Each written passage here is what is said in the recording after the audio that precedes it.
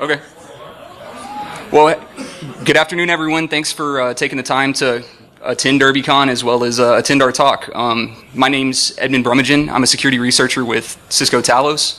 Prior to starting with Talos and starting my role as a threat researcher, I spent a good part of the last decade doing digital forensics and incident response in a variety of different critical infrastructure sectors and security operations teams. So a little bit about me, I love analyzing malware and just attacks in general. I always love coming across a unique attack or a unique threat, ripping it apart, and then figuring out how it works, how it could potentially impact organizations, and then make sure that customers are protected as well as the research that gets published for the entire world so that the internet in general is safer. I'm also addicted to punk rock, so I'm a huge music fan. Punk rock specifically is one of my favorite types of music. I've also been told that I am a cynical bastard, so to take with that what you will, but that may be reflected in portions of this presentation. Hi, I'm Colin Grady, also a threat researcher with Cisco. I have a pretty broad background in security. Started with the SOC, worked my way up through engineering, architecture, digital forensics as well, before finally landing in the research. Probably my favorite thing about this job is the hunt. Love the hunt, savor the kill, being able to stop the bad guys. It's what we do. And probably most prevalent thing about my personality, I'm a serial introvert. So, and now what you guys are waiting for. So why did we put this talk together? Well, there were a few reasons. One of the main reasons is that we've seen this term, this term fileless malware thrown around in the media, around in the industry for the past couple of years, and we wanted to put together some quantitative information about what are these threats, what do they actually look like, what are the characteristics we're seeing in the wild, because organizations and researchers need to be aware of how these threats work so that they can protect their organizations, so that they know what they're looking for, so that they can understand what is this term that's been thrown around, right? Terms are nothing new in this industry. There's a lot of different terms. They get thrown around for no other reason than for marketing purposes or to get clicks or things of that nature. And we wanted to just put together this talk to really break out and walk through some of the actual threats that we've seen in the wild recently. We're trying to put this information out here not to start an argument about what a term means, but more of provide information and context around a term that's been used very extensively over the past couple of years. We wanted to bring general awareness to some of the techniques we're actually seeing in malware, some of the more interesting ones, right? Everyone knows about run keys and things like that just point to executables on file systems, right? That's been around for a long time. That's nothing new, but we've seen some very interesting techniques used over the past couple of years, and I wanted to provide some actual technical information about those, about the nature of the techniques that we're seeing, how they're being leveraged, so that organizations can take that information and make sure that they're protected. Also, the news headlines were pissing us off because, frankly, we hate FUD. And there's been a lot of it around this term over the past couple of years, right? So the headlines, right? Let's walk through a couple. So we've got a new term apparently, advanced volatile threat, new name for old malware technique. AVTs are not widespread yet because APTs are working just fine, but they could one day start a cyber war. What does that actually mean, right? It means someone's selling something. So in this particular case, we've got as cyber criminals start to focus on pulling off attacks without leaving a trace, fileless malware, such as the recent Soberect ransomware, will become a more common attack method. I don't know about anyone else in this room, but I've never seen a fileless example of ransomware, right? That's one of the key characteristics of ransomware. It drops a ton of files. It's very loud, right? So one more move over APTs, the RAM-based advanced volatile threat is spinning up fast. So we're seeing this constantly in the industry, right? These buzzwords that are being thrown around, the latest of which is fileless malware. Okay, well, what does that actually mean? Is it true? Are these things really, really that hard to detect? And then my personal favorite here, fileless malware, an undetectable threat. So as someone who spent his entire career in a blue team role, that triggers me a little bit. So some of the research that we've been doing recently is directly related to, how do these threats actually work? We see a lot of different malware families that are being classified as fileless, but are they actually fileless? And that's really what this talk is about. So what this talk is not. So we're not going to cover hardware or firmware-based threats, implants, things like that. Those aren't really what we're concerned with. We're also not going to be covering things that right outside of what's considered the normal OS file system, so like master boot record-based rootkits and ransomware, things of that nature. We're specifically talking about some of the common threats that are being classified as fileless and that have been over the past few years to try to shed some light on how they work, how they function, and whether or not they're actually fileless, do they leave artifacts on systems when they're infected, etc. So, right, what is fileless malware? So here's a completely not comprehensive list of some examples of different threats that have been classified as fileless malware over the years. A lot of people don't understand how old of a technique this actually is, but there's some examples from the early 2000s. But you can really see that it started to take off over the past few years. As a result, we've seen this term thrown around a lot more. You can see from 2014 on, year over year, we're continuing to see new threats that people are classifying as fileless in the wild, and we expect that to continue to increase. So I want to talk about the two different types of fileless malware that we're really going to talk about. So it's kind of broken down into buckets, right? We all like buckets as a way to classify things based on characteristics about them, functionality, things of that nature. So we've got in-memory malware, and this is what you would think when you heard the term fileless malware, right? So it's code that's staged and executed, never gets written to any sort of secondary storage or persistent storage device on a system, right? So it's only present in memory. So the thing about this is it typically doesn't include any sort of a persistence mechanism, right? In order to persist across reboots, you have to write something somewhere.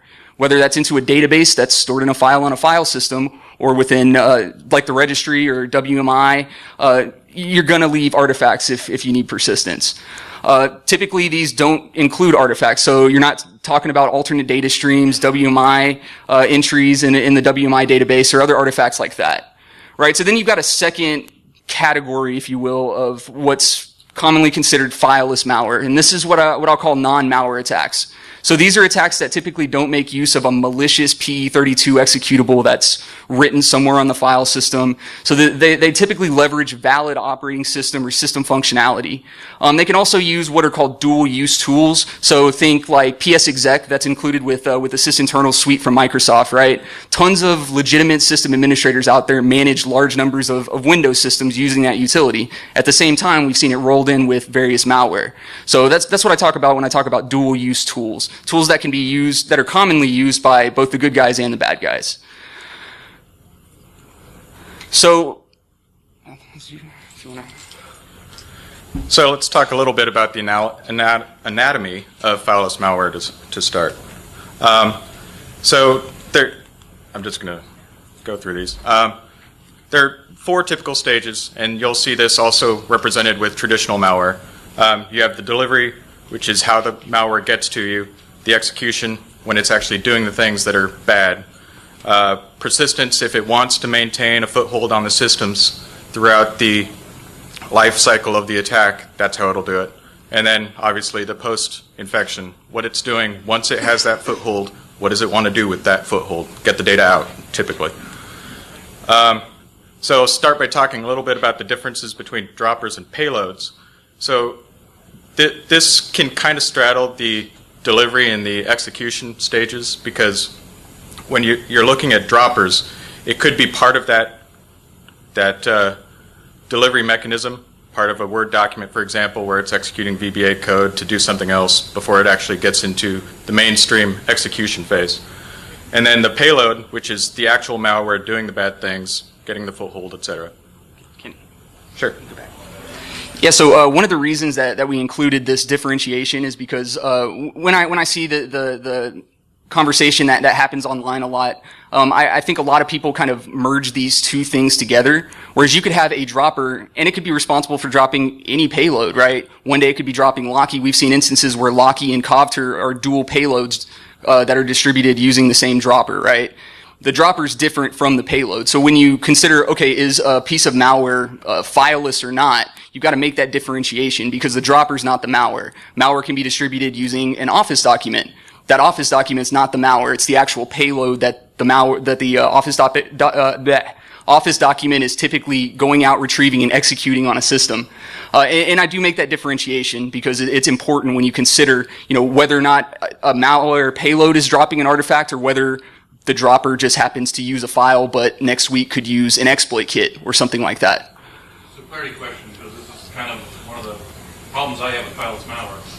Fileless Malware should be referred to as payload and nothing else. Correct. I would agree with that. All right, thank you.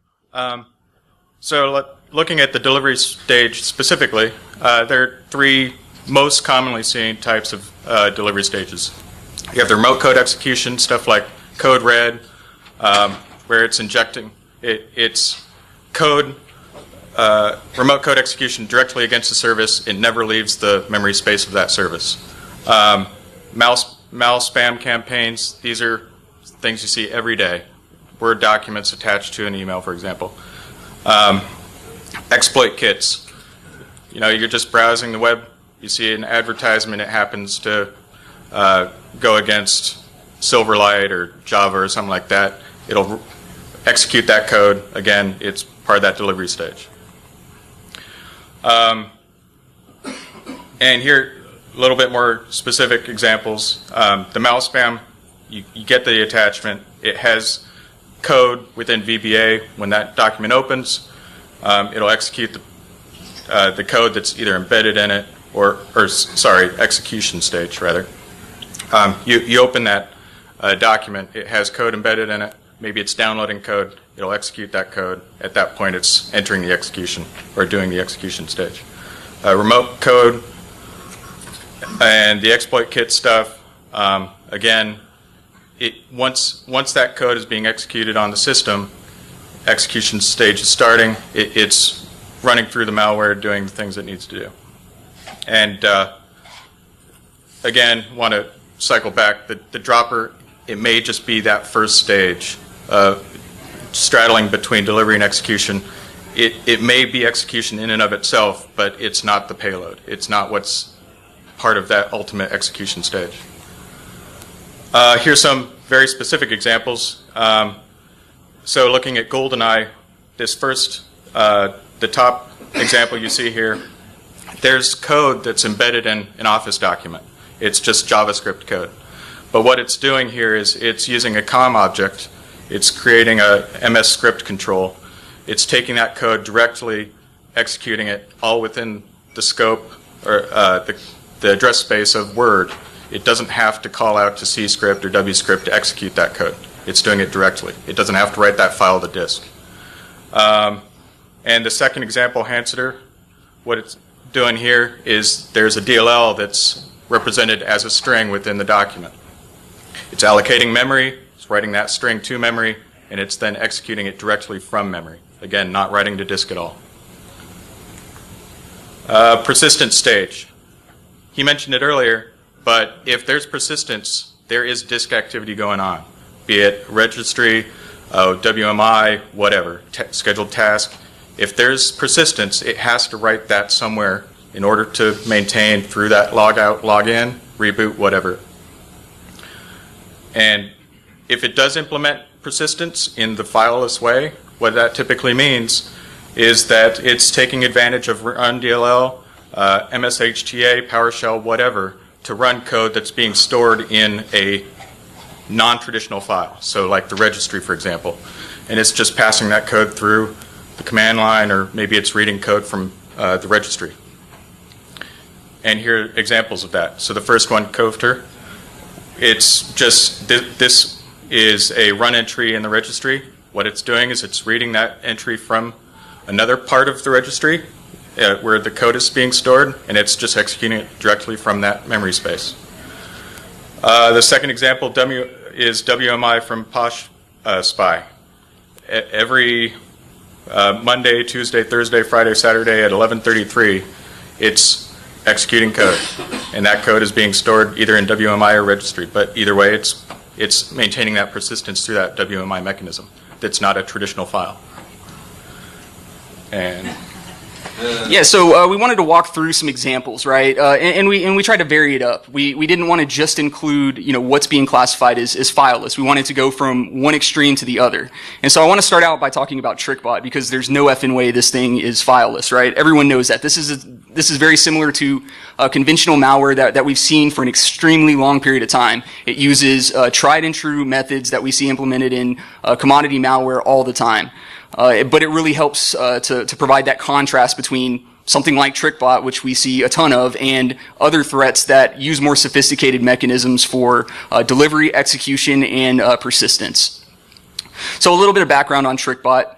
TRICKBOT's currently being pushed in high quantities by the Nicurs spam botnet. If you're not familiar with this, Nicurs is the largest spam botnet in the world. It is responsible for sending large quantities of spam messages very, very frequently, and to a lot of different email addresses that they mail to. It's currently being pushed from that botnet. It's a banking Trojan, also has stealer functionality, and it's kind of a modular malware framework. We've seen continuous development and new features being added over the past bit of time. It's typically delivered via mouse spam campaigns, right? Malicious file attachments that typically function as downloaders for the actual TRICKBOT payload itself. It's not fileless. It has several artifacts, which I'll kind of walk through to show you what we've seen from malware for years and years and years. So here's an example of a TRICKBOT campaign that we observed. In this particular case, the email, it's kind of interesting. It makes it look like, it's the email that you normally receive when you scan the email at a multifunction printer, and then you get the email that says, oh, here's your document that's arrived. It has some metadata about the printer that sent it, et cetera, et cetera. One thing that's actually interesting about this particular email campaign, though, was that they were distributing password-protected attachments. And so the email had the password to the attachment delivered in the body of the email. And that's important for a couple reasons here. So you open the attached Word document, it asks for a password. Why is that interesting? Well, because when you consider, let's say, automated analysis platforms like sandboxes, if you were to push this into a sandbox and let it run for a predefined period of time, nothing malicious happens. You just see word process running. You don't see any sort of C2 or download unless you've configured your automated detection and analysis platform to support something like, submitting a sample along with a file or along with a password that it automatically can enter into Word and then process the sample further. It's also interesting because when you consider conventional antivirus, when you password protect an Office document, it essentially encrypts the content. So it's not like you're getting, a lot of information about what is actually contained within the Word document. So just like to point that out. So in this particular example, here's some network traffic associated with that downloader function that I was talking about. So the Office document itself doesn't contain the malware payload. It just contains the code responsible for going out to an attacker-controlled server, pulling down the TRICKBOT binary, and then executing it on the local system, thus infecting it.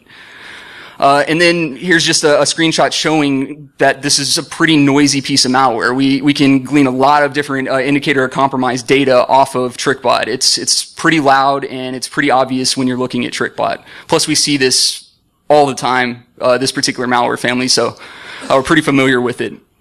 But just to kind of show you some of the actual artifacts and some of the files activity that we've seen on systems from this, right? It's doing what we see malware do all the time.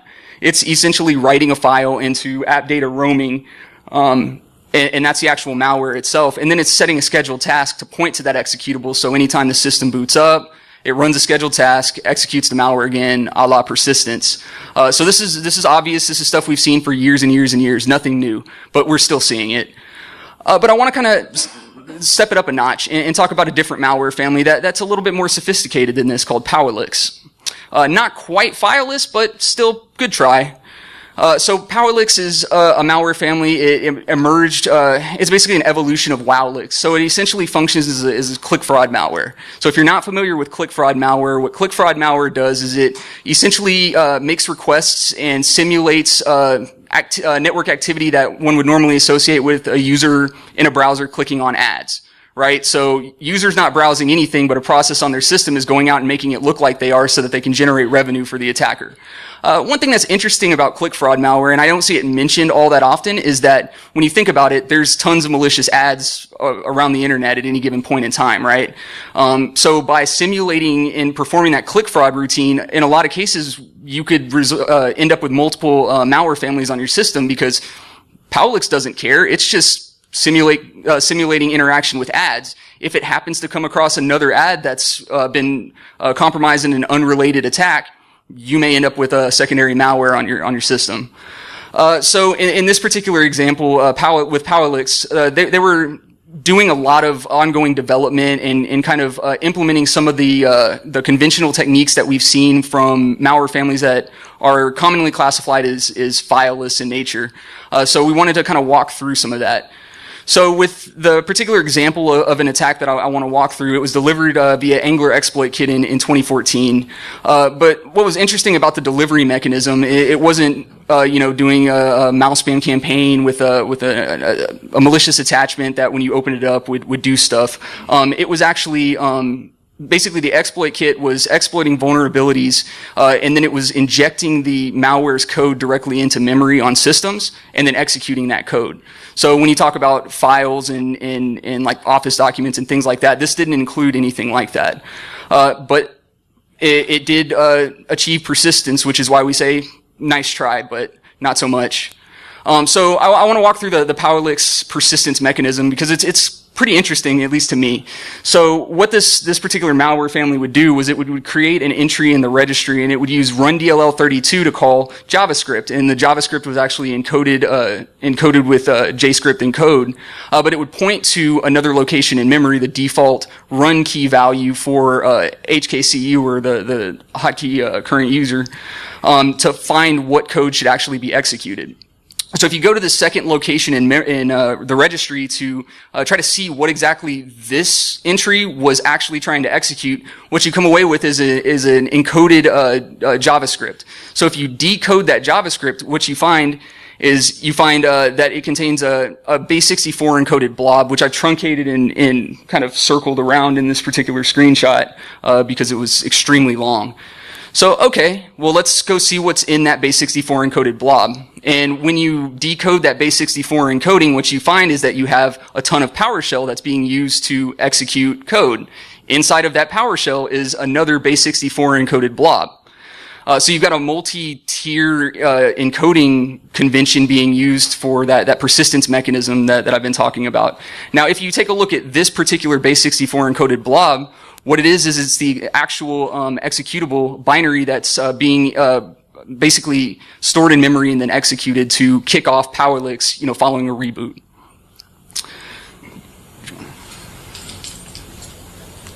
So the next one we'll talk about is DNS Messenger. It's one that Edmund and I looked at earlier this year that's pretty darn interesting. To start, I'll just briefly go through DNS forwarding, make sure everybody understands. When you have a system talking to DNS, it's typically talking to its local DNS server. And what then happens, it's not the endpoint, the client system that's talking to every subsequent DNS server to make that resolution. It's the local DNS server that's talking to the root servers and then the registrar servers, et cetera, before it finally gets a resolution for a particular DNS name. So this all kind of came about by Simpo posting a tweet that happens to mention SourceFire. Formerly SourceFire, Cisco. This caught us as kind of interesting. So we decided to take a closer look. Challenge accepted. The root of this particular one is a Word document. Not in and of itself fileless, but it's part of the delivery mechanism. It's not the payload. Sure. Yeah, so one thing I always like to point out is this really, the reconstruction of the infection process associated with DNS Messenger, I like to point it out because when we started this, all we had was a base64 encoded string that was in a tweet online. So we didn't have significant amount of IOC data. And it really shows, some of the effort that sometimes has to be put in when you go from, here's this random, IOC to here's a multi-stage infection process. It took a lot of pivoting when we were first looking at this. We were combing data, trying to go from where this base 64 encoded string is using, what stage of an infection is it in, how's it originating, what's the initial infection vector, etc. All right, and one other thing that was kind of interesting about this particular document, obviously it's branded with McAfee Secure. It's made to look like it's a trusted document or it's gone through some sort of scanning mechanism. Adds to the trust of the document. Obviously it's not to be trusted. So going back to the document contains a big blob of VBA code. When the document's opened, it executes this code. This code happened to include another string that was encoded PowerShell code. So the first thing it does is it launches a PowerShell process and executes the code that's embedded in the document. That code happens to be two of, I don't know, five or six stages. And the first bit of code, what it's doing is it's trying to determine if there was, it determines whether there's persistence, which again is not fileless, and that's the only thing that kind of sets this one apart. And to execute the code immediately or wait for that persistence mechanism to trigger. And then a bunch of parameters that define further down the chain what it's doing and how it's doing it. So this is showing, based on the privilege set of the user, where it's saving its persistence, if persistence is defined, and how it's doing it. So whether it's writing to the alternate data stream or whether it's writing to the registry. And what it's doing at this point is it's writing more PowerShell code to those points to be executed. Sure. So one of the things that I just want to point out is this is a perfect example of what we've been talking about as it pertains to persistence and how persistence works with malware. I've said it a few times because it's important, and I want to make sure that everyone understands that in this particular case it was just a switch statement. If the attacker wanted to be overly stealthy, they could choose just simply not to include persistence, and none of this would have actually occurred on the system. There would be no registry activity, there would be no alternate data stream activity, but it really demonstrates that, from an attacker's perspective, they have a decision to make. Do I want to be very, very sneaky, not include any sort of these types of artifacts and possibly lose my foothold once the system reboots? Or do I want to make sure that I have continuous long-term access to a system? And if I do that, then obviously that creates more noise. And from a defender's perspective, this noise is exactly what you need to be looking for. Registry activity that is often associated with malicious or malware infections on systems, and file system activity. And we'll go through some of that a little bit later, but that persistence piece is really key when it comes to determining whether or not something can even be implemented in an actual fileless way on systems. And that's especially important to note because this particular piece of malware, when it's going through its various stages, it's entirely within the memory space of that one PowerShell process. So when it's doing its thing, it may be getting more code, and I'll talk about that here in a bit, actually. But it's just doing everything within the confines of the PowerShell process. It's not writing to disk at all, other than that perhaps persistent mechanism. So if persistence is achieved, what it does is it'll run this subsequent stage every time the system's rebooted. It'll use DNS text records to determine how it's doing it, when it's doing it, and even pulling down subsequent code. So it's using text records specifically to a random domain selected from this list. And it'll just keep cycling through the domains until it finds one that actually responds with the context that it's looking for. But when it succeeds, the second bit of code here is going to be the PowerShell, the next set of PowerShells to decode and execute. How long was that text record? So I don't remember the exact size off the top of my head. I know it was over TCP for this particular interaction because it had to be. It wouldn't fit within a UDP packet. In fact, I think one of the following slides will actually show a Wireshark capture that may show it for you. So stage 4, this is after it's either determined whether to create that persistence or not, but either way, when that code is executed, what it does is it executes command.exe. It'll redirect standard in, out, and standard error, and then it'll tie that to the PowerShell process for monitoring that command shell.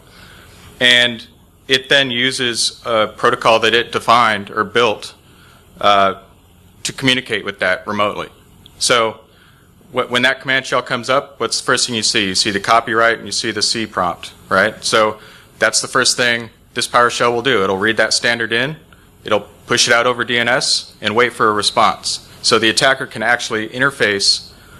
In fact, here's a little bit about the protocol, but the attacker can actually interface with that command shell just via DNS, which again is going to be fileless. It's not using HTTP. You're not going to pick it up in proxies, anything like that. And I guess it's probably important to clarify, when we say SYN message in the previous slide, this slide, and subsequent slides, we're not talking about like SYN packets that you would normally associate with like a TCP IP connection. This was actually a stage in the custom command and control channel that they had created for this malware that the initial packets were SYN. So one of the first DNS requests that this thing would make in the last stage was called a SYN message within that C2 protocol, and it was responsible for querying a C2 domain, and then based on the response of that server, determining whether or not it should even continue to run. So at any given point in time, the attacker could say, no, I don't want you to run this time, simply using information stored within DNS TXT records. Right, the names you see here are based purely on the code that the actor produced. So this is what the actor was calling it. Yeah? How is the malware able to stimulate a TCP connection? Well, so again, it's not over TCP. It's all over DNS. If the DNS record happens to be long enough, DNS will inherently switch to TCP over DNS. Does the server say switch to TCP? In this case, no, unless the output from the command shell is going to be too long, then DNS in and of itself will switch to a TCP transaction. Yes. So I guess to clarify a little bit more, so the SYN query and SYN response was like a, hey, Mr. C2 server, are you there? Should I continue to run? And the C2 server would respond with yes, no. If the answer was yes, continue to run, then DNS queries were made to a DNS server within that array list that you saw on the previous slide, and the response to that TXT record query that the malware submitted would be large enough that it had to flip over to a TCP connection over UDP. So that flip over, is that controlled by the operating system libraries, or is that controlled by the intermediate server? That's So what I'm getting at. I can take this. Yeah. So this particular PowerShell was actually taking advantage of NSLOOKUP. It would just call out to NSLOOKUP, make the query, read the response. So it was all up to the operating system to do it, or NSLOOKUP in this particular case. Cool. But that's just a protocol thing. Like UDP can only get so big. So so here's an example of the SYN query. And again, this is DNS, all DNS. This is UDP. It's making a particular query and composing the DNS record that it's querying based off of the way that it talks through this protocol that it designed. And the response is what determines whether to keep going or not. And here's an example of the command output. This is after PowerShell DNS Messenger has taken control of the command prompt, and this is the output from the command prompt over DNS. And you can see that decoded here very messily, but you can very clearly see the copyright and the C prompt that it's presenting and sending over DNS. Yeah, so I mean, at the end of the day, this was a pretty unique approach to being able to obtain a bidirectional Windows command prompt that you could interact with directly from the attacker-controlled server, all implemented over DNS TXT records. And TXT records they're pretty common. Historically, they were used to put tags on assets like, hey, this is Jim's server, or this server is located in this particular data center. But nowadays they're used for security-related functions, so things like SPF, DKIM, DMARC. These are all security-related mechanisms that are implemented using these sort of TXT records. So they're extremely common, and I don't think a lot of people do much inspection of the contents of the DNS responses that are received related to these sorts of queries. But stepping back a little bit, let's talk about some different ways that we can defend against this sort of malware. So we spent a lot of time. We walked through a few different examples of the actual characteristics, how malware is implementing delivery, how malware is implementing the execution phase, and more importantly, the persistence phase when it comes to the discussion of fileless versus not fileless malware.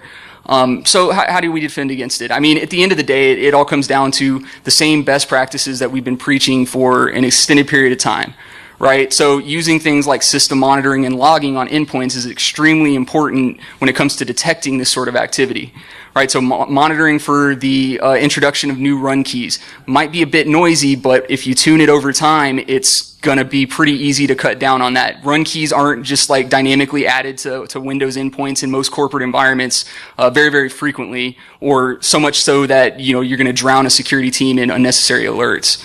Also monitoring of WMI subscriptions and looking for things that look malicious that are related to WMI. We mentioned an example earlier where the entire persistence mechanism was deployed and implemented using WMI subscription, and the code was present within the WMI database. So it was basically just creating a subscription that was the equivalent of a registry run key using a different mechanism. Once again, still had to write it to that WMI database. And also monitoring file system modifications. So if you're not monitoring things like executable creation and app data and temp and things like that on endpoints, you're going to miss a lot of stuff. This is a perfect way to provide early indication that something malicious has been dropped on an endpoint. Files added to particular startup locations. That's one very, very common way that malware has, for an extended period of time, implemented that persistence that we've been talking about. Scheduled task creation. I don't think you're going to find that on most standard endpoints within corporate environments, that there are a ton of changes to the startup task creation mechanisms within Windows. Usually you're not going to see a ton of different scheduled tasks being dynamically added on like an hourly or daily basis in most cases. And then just more importantly, task header logs turned off by default, so you need to turn the damn thing on. Yeah, that's actually a great point. So don't rely on factory default logging configurations in operating systems if you have the capabilities to, be able to look at them and determine what you need to turn on within your environment, because you will miss stuff if you just run with defaults. It's the same thing. You can use group policy. You wouldn't deploy a Windows endpoint in a corporate environment using just the default group policy. Likewise, don't use the default logging configuration if you can afford to turn it on, collect the logs in centralized locations, and then run rule sets against them, hunt for threats, things like that. Yeah, so another good point is default file associations in Windows. Right? So by default, what we've seen historically from a malware downloader perspective is that typically you'll have malicious attackers sending out spam with malicious attachments that make use of file formats that by default execute code on a Windows endpoint when they're opened. So think like JavaScript files, WSF files, things like that. If you think about it on a Windows endpoint, if you were to double-click on a JavaScript file, the default file association in Windows is going to be a web browser. So what's going to happen is your web browser is going to launch and it's going to execute code, right? So most users in most corporate environments don't need to, double-click JavaScript files that are stored in directories on their system, right? So if you can change that default file association to something like Notepad, they might open the file, but it's not going to execute code unless something else crazy is going on. I mean, the benefit of doing it is it has the ability to significantly reduce the exposure level of, yeah. Just as a point of information, the people who do LogMD strongly suggest that you change the file associations to make them benign. So Microsoft has done something with their recent updates where they undo all that, and they're having a fight with Microsoft so as to not push that. And they're actually getting traction, so hopefully that'll be something that can, the fixed file extensions can stay persistent. Let's hope. Yeah, the Windows 10 upgrades, I just recently reported this to Microsoft, that they're undoing a lot of these settings, so unless you're controlled in a GPO environment. Oh, I'm talking your story. Yeah. Okay. Thanks for that. Can malware change those? What's Yeah. that? Can malware change file associations? Yeah, absolutely. Yeah. So Absolutely. that it could undo your changes theoretically, yes? Yes, but you can monitor them.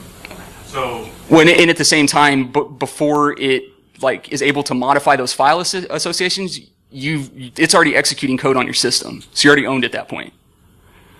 We see that a lot with some I'll call it low tier ransomware that we see in the wild, where they don't actually implement like an encryption mechanism. They simply change the file associations, so you can't open them unless you change all that back. As an example, and then from a networking perspective. Monitor your network traffic, right? That's pretty fundamental, and everyone should be doing that. And they should have been.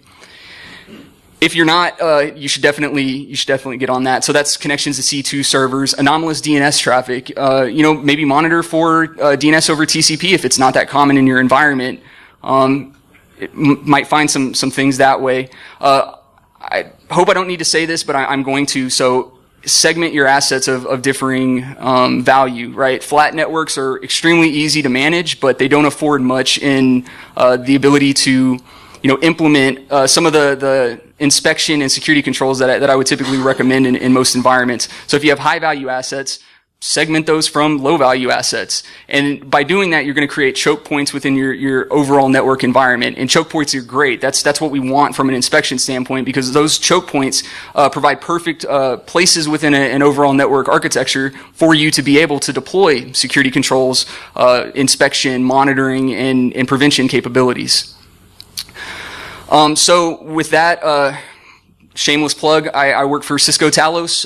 One of the things that we really try to do is we try to provide as much of the research as we can to the general public to try to make the internet a safer place. So we provide a lot of different ways where, you can just go out and see some of the research that we're doing, some of the malware write-ups that we're doing, a lot of the different information that we release. We release it for free. If you have a computer with internet access, hit our blog and you'll be able to pull down IOC data that we've collected. Anytime we come across a new attack or a new threat in the wild that we feel like organizations should know about and be aware of, we try to publish as much information as we can to make the internet a safer place so that organizations can see if they're impacted. So, other companies can take that data and do with it what they will, but basically to raise the bar for the entire industry. Good find on CClear. Hey, appreciate that. That was, I actually, it's funny that you say that. I planned on spending a lot of time this past week on kind of polishing a few of these slides, but I was pretty busy with some of that research we were doing. And with that, that's all I have. So we will be over in the lobby bar for a little bit. If anyone has questions, wants to talk about any of the things that we covered, any of the malware families or anything like that, I appreciate everyone's time. Thank you.